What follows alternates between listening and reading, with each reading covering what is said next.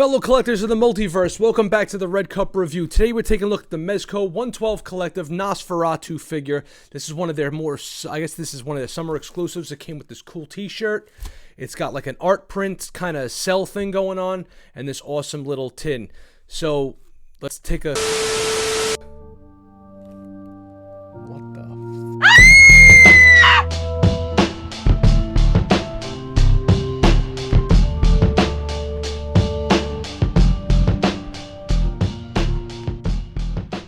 So not only does this nifty little package come with some deluxe packaging, it also comes with this nice little art print right here, Nosferatu 1922, as part of the Silent Screamer series, right? And it is, actually, it's not really much of an art print. It's more like a film cell, but it's not an actual film cell. It's just like photography of the actual figure, but it's nice and it's kind of transparent, so if you got some kind of backlight to it, it would look pretty dope. That's why you're getting a lot of reflection right there.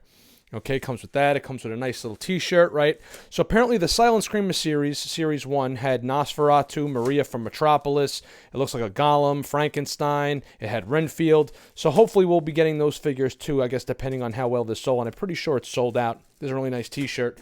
And here is the deluxe packaging for... This is my first, tin from Mezco as far as, like... type of stuff I got, is the figures and stuff. So here it goes. We're going to open it up, put the nice little latches here, and you open it up, and let's see what's inside.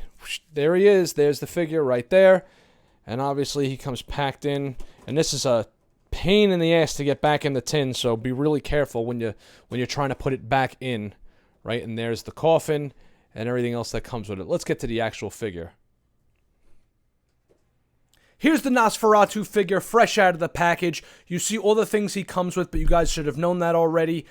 The coffin does not come on a hinge. The door just pretty much comes straight off. He's got 3 different heads, although I'm not that crazy about these two because the expressions are not that much different. That's why I have the scary head on him. That also happens to be my favorite. You got his hat, 6 pairs of hands. The hands are pretty creepy. Comes with 6 different rats. The rats are a really cool addition because at least they're all different molds. His keys, a pretty nifty little lantern. And of course, usually, as usual, the disappointing Mezco stand. I wish it just would have said Nosferatu. The whole Silent Screamers thing is too brandish. It should just say his name, in my opinion. Then again, this is their version of their Silent Screamers brand. It's not just regular Nosferatu, which is another issue I have with the figure, but I guess you can't get too angry for something being what it is and not necessarily what you would have hoped it would be. We're going to start out by looking at my favorite portrait of the 3. This is Count Orlock right here with his scary face, teeth kind of showing. I wish they would have went with an even more fanged out version, but this also happens to be my favorite version. The paint around the eyes is absolutely terrific. The veins coming out of the head have like a bluish purple hue to them. You can see some capillaries going on there and the wrinkles inside around the eyes and the forehead. Looks really good, and I love the flesh tones around the ears as if... because he's snarling, like the blood pressure is rushing to his ears, so they're a little bit more pinkish in color. That's really well done. I love the shape of the head. The sculpt on this and the paint is really, really spectacular. I gotta admit, this is also my favorite of the 3, though, right? Let's take a look at the back of the head. You know what? The top of the head, actually. Looks really good. You can see the different colors of purples and blue there, like I was mentioning before.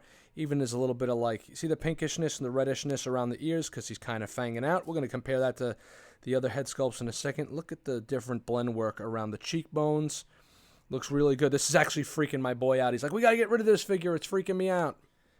This portrait, which I guess you would call your neutral expression, as I want to point out, the top of the ears aren't as red, which lends itself to just how damn cool the other sculpt was.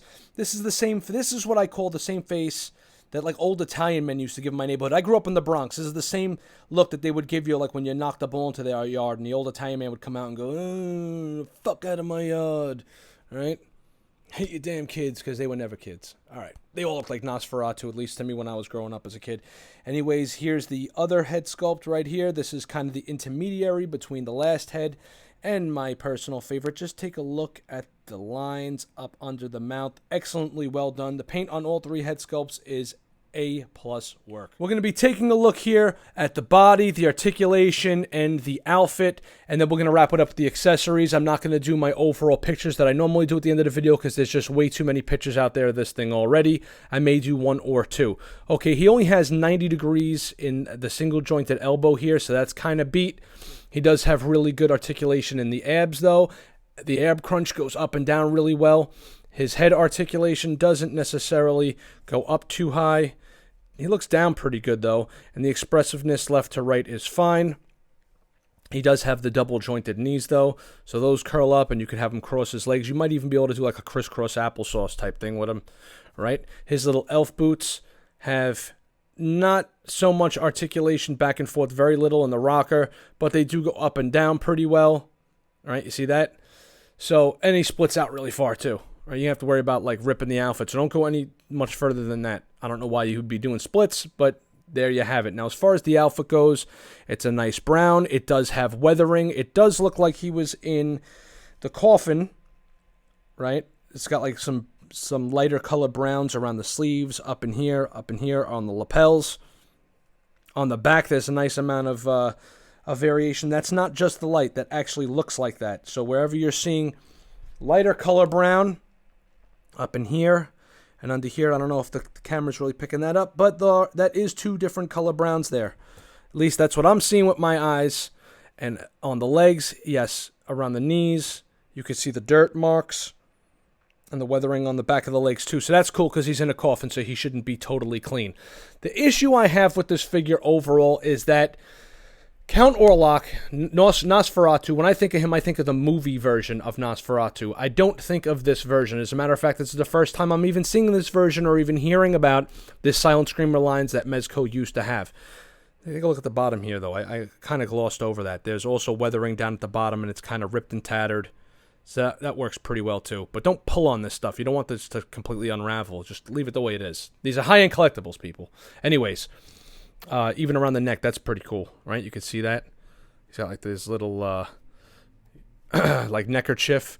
Okay, so anyways, I wanted the original Max Schreck version of Nosferatu. I'm not, really that jazzed about this being the Silent Screamer version, which is, look, Mezco can only do what they can do, and this is part of their IP or their thing that they do with the Silent Screamers, and that's fine. So I'm not going to try to fault the figure for being what it is. Although it's not my version of Nosferatu, the way the Frankenstein was a little bit more Universal Monsters looking-ish.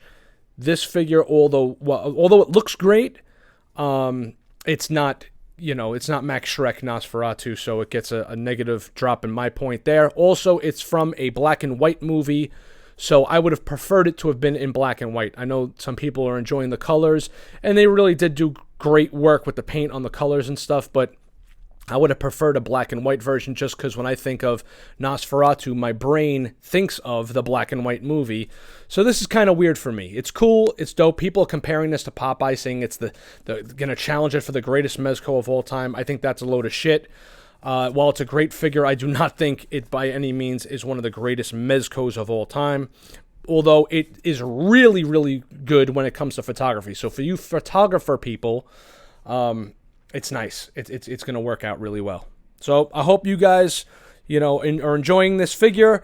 Although it's not for me, remember, we don't have to agree on everything here. This isn't a circle of confirmation bias. Just because I'm not that crazy about the choice of where they went with the character doesn't mean it's necessarily a bad figure overall. All right, now we're going to check out the accessories. And before you guys ask what the hell I'm doing, yes, I'm bringing back the blue gloves, which hasn't been around in a while because I want the focus to be on these actual things itself. We're doing this in low light because the hands and the paint, for some reason, are catching too much light, and it's reflecting too much. Take a look at the blue on the back of the hands and the actual wrinkles in the fingers and stuff. The nails are extremely well done on all these. Let's grab another hand real quick. Yeah, the hands and the paintwork on the fingers is exemplary. A+. All right, so you got your keys, which are in all different colors, right? Well, two different colors, that is. You got the brass and you got the silver, and the silver is actually brushed pretty nicely, so they're not just a flat color, which is pretty cool. And they're all different styles. You take them, you can slip them on into the fingers like that, and you can have him holding his keys, right? Schneider holding his keys. And then we're going to take a look at this real quick. This is his lantern. I love the mosaic work on the lantern. This is like really nice. I actually really love this. For some reason, there's just something about this that I really like. Oh, wait. Maybe it's because it looks like it's lit up and there's no light up accessory feature, rather. So that makes me happy. I like things that look lit up without having to use batteries and stuff. So slide it in here this way, right? So you don't have to put any stress on the fingers. And then, boom, you can have him holding his lantern like that. Or you can even turn the hand around and he holds it like that. Very good. Okay, what else does he have as an accessory? His hat. The hat has got some nice brush work done to it too. Let me see if I can focus in on there. There you go. Very good work on the hat. It looks very realistic. I like the fact that it's not just a flat color. Very well done also. Let's take a look at some of the rats here. Let's make some room for the rats. The rats are actually sculpted really well too. The paint on the back looks pretty good. I'm not too worried about the bleed going from the color of the rat itself into the tail because it's kind of like maybe fur kind of coming out the back there. Looks good. There's that one. Then there's one with his tail up, right? The sculpt work on the actual rats is pretty darn good. And they stand up pretty well. Right, you can kind of have them all in a little line there, right? Even one, look, he's on the side because he's dead. How about that? Get some dead rats. And there you go. And this one's got another, look, the tail's kind of curled. So I like the fact that you have like two that are kind of the same in these two, and then the other three are pretty different. So that's really nice. All right, now to the best accessory, saving the best for last. Like I said, we're saving the best for last, and the best accessory, and one of the coolest accessories Mezco has ever done, is the coffin. It's got multiple shades of brown and black wash to make it look like real wood. You can get some dope poses out of it with him coming out of the coffin. What would be really cool is if you took a blade figure and have him like busting through the coffin, ready to stake him through the heart or something like that, if you guys wanted to mix up your media and stuff like that. Right? Looks awesome. The top, there are no hinges on it. It is plastic, obviously. And you can also get him, come on, man, sink in there. Right, you put him in the coffin, and then you can put the hood on. You guys have already seen this with a million different photos you guys have, and you could like get like a cool little thing with like his eye kind of sticking out of there. Depending on how you pose him up and stuff inside there, I don't know why you would want to have him like this, but you could have it like that with just the eye coming out of there, maybe for photography or something like that, right? Let's open this bad boy up and take a look at the inside. The dirt actually looks like dirt with the different colors of grays in there and browns.